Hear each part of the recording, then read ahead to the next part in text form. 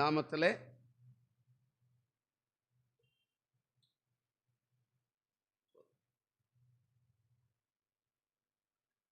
தேவனுடைய வார்த்தைக்கு நேராய் நாம் போகலாம்.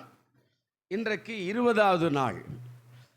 40 நாள் ஜெபத்தில் 20 நாள் நாம் நிறைவு செஞ்சிட்டோம். இன்றைக்கி 20வது நாள்.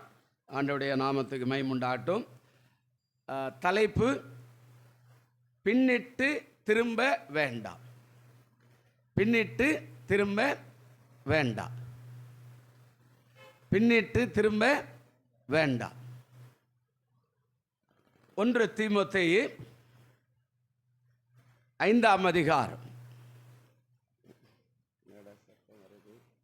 1 தீமோத்தேயு 5ஆம் அதிகாரம் 1லிருந்து ஒரு 8 வசனம் வரையில் இதை குறித்து அவர் எழுதியிருக்கிறார். பின்னிட்டு திரும்ப வேண்டாம். நமக்கு உண்மையாகவே நாம் பின்னிட்டு திரும்புகிற ஒரு காரியத்தை நாம் எப்போதுமே செய்யக்கூடாது அப்படின்றது தேவனுடைய வாக்குத்தத்தமாக இருக்கிறது. இங்கே அதாவது இந்த பகுதி அன்புதான் இதனுடைய கருப்பொருளாக இருக்கிறது. இந்த பகுதி முழுசுமே அன்புதான் இதனுடைய கருப்பொருளாக இருக்கிறது.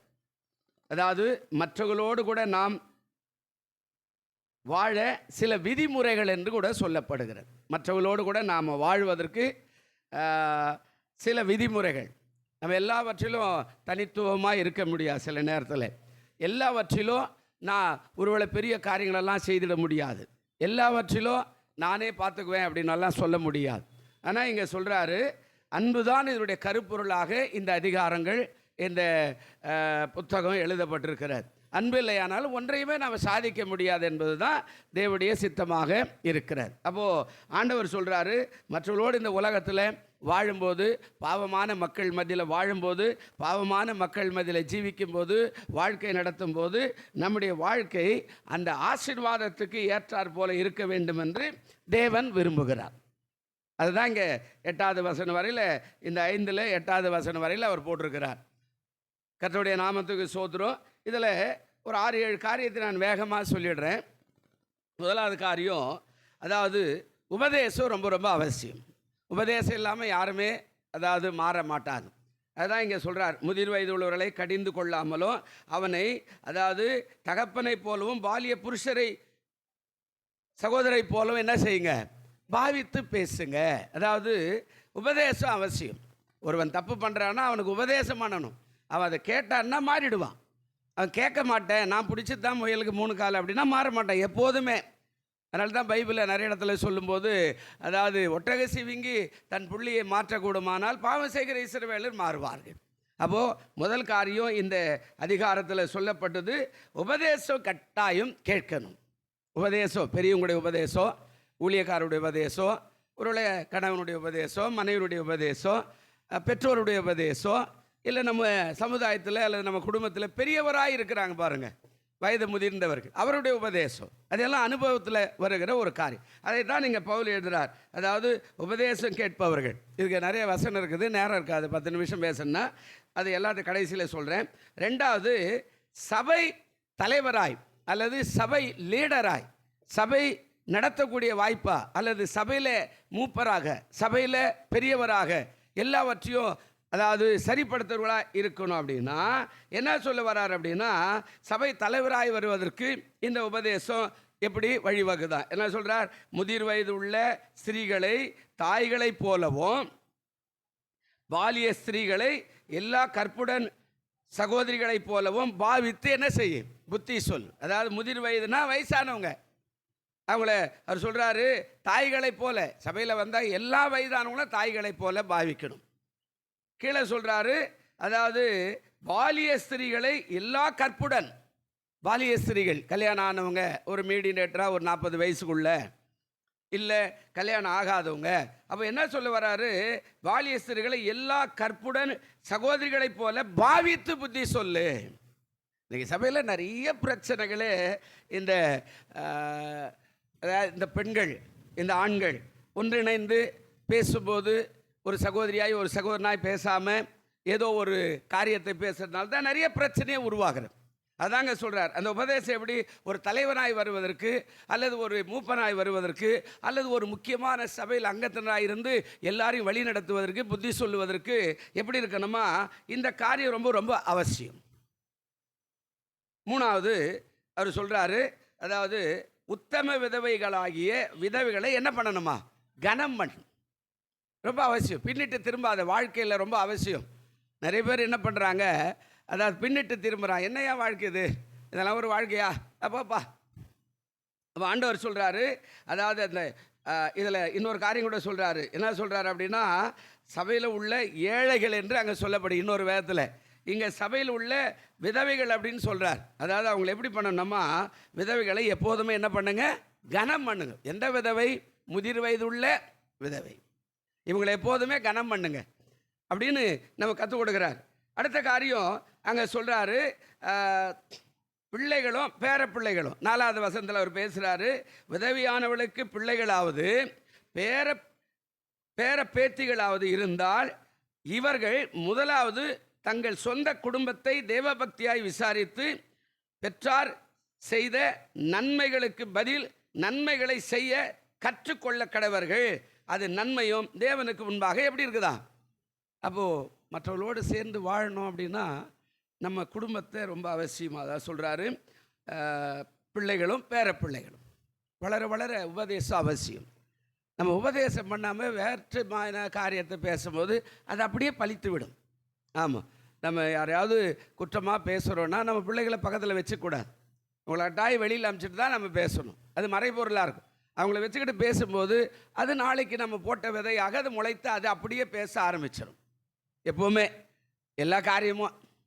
அதனால தான் இங்கே சொல்கிறாரு, அதாவது விதவையானவளுக்கு பிள்ளைகளாவது அல்லது பேரன் பேத்திகளாக இருந்தால் இவர்கள் முதலாவது தங்கள் சொந்த குடும்பத்தை தேவபக்தியாக என்ன செய்யணுமா, விசாரிக்கணும். இது இல்லாததுனால பின்னிட்டு போயிடுறான். தேவபக்தினா என்ன, ஏதோ ஞாயிற்றுக்கிழமை சர்ச்சைக்கு வரோம், முடிஞ்சிடுச்சு, ரைட் போயிட்டு வாங்க, மறுநாள் போய் எல்லாத்தையும் பார்க்குறோம், எல்லாம் ஆடுறோம் பாடுறோம் எல்லாம் செய்கிறோம். தேவனுக்கு விரோதமான வார்த்தைகள் செய்கைகள் நடக்கைகள் எல்லாமே நடக்கிறது. அப்போது தேவ பக்தி எங்கே இருக்குது, அது மாறிடுது. அது கீழே அதிலே சொல்கிறாரு, அதாவது விசாரித்து பெற்றார் செய்த நன்மைகளுக்கு பதில் நன்மை செய்ய, அதாவது நன்மைகளை செய்ய கற்றுக்கொள்ள கடவார்கள். இவங்க முதல்ல கற்றுக்கொள்ளணும். பிள்ளைகளுக்கு சொன்னால் தான் அவங்க கற்றுக்கொள்வாங்க. அப்போ இவங்க முதல்ல கற்றுக்கணும்.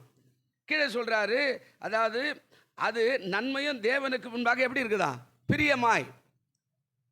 நன்மையும் எல்லா காரியத்துக்கும் பிரியமாய் இருக்கும். அப்போ அந்த பிரியம் எங்கே வரும் அப்படின்னா, நம்ம வாழ்க்கையில் ஆசீர்வாதமாய் நாம் இருக்குன்னா பிரியம் அவசியம். நாம் கற்றுக்கொண்டு மற்றவர்களுக்கு கற்றுக் கொடுக்குந்தா அது பிரியமாய் வாழ பார்க்கும்போது சந்தோஷம். என் மகன் நல்லா வாழ், கற்போடு உண்மையோடு பரிசுத்தத்தோடு கணவனுக்கு கீழ்ப்படிந்து மனைவியை நேசித்து அன்பு காட்டி பிள்ளைகளை அவ்வளவாய் வளர்க்குறாங்க. பார்த்து ரசிக்கிற காரியத்தை ஆண்டவர் எங்கே சொல்கிறார்.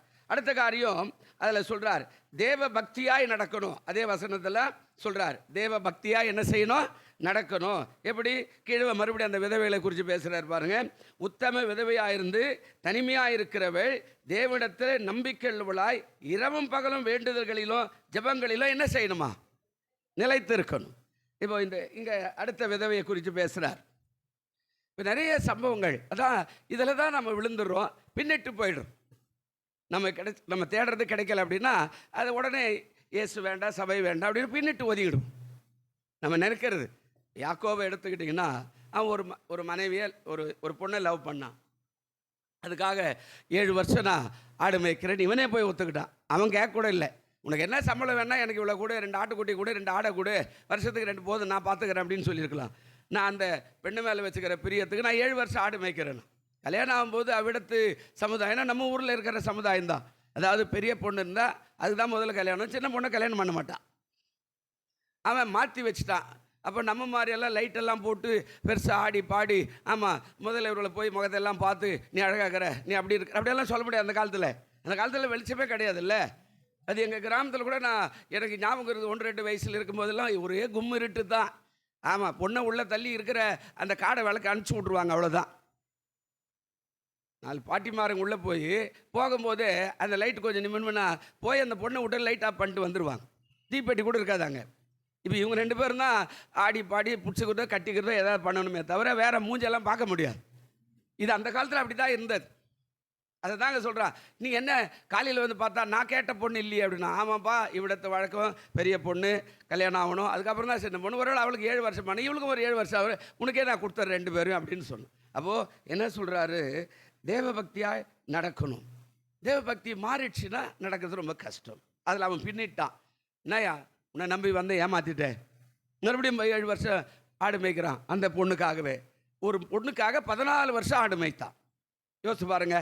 அவன் வாழ்க்கை கடைசியில் வேதனையாக போய் கடைசியில் எவ்வளோ நேசித்தானோ அவள் சீக்கிரமாகவே செத்து போயிட்டா. பெரியவளோட சின்னவா சீக்கிரமாகவே செத்து அவளை அடக்கம் பண்ணிட்டு மறுபடியும் பிள்ளைகளோடு கூட்டின்னு போயிட்டான் யாக்கோபு.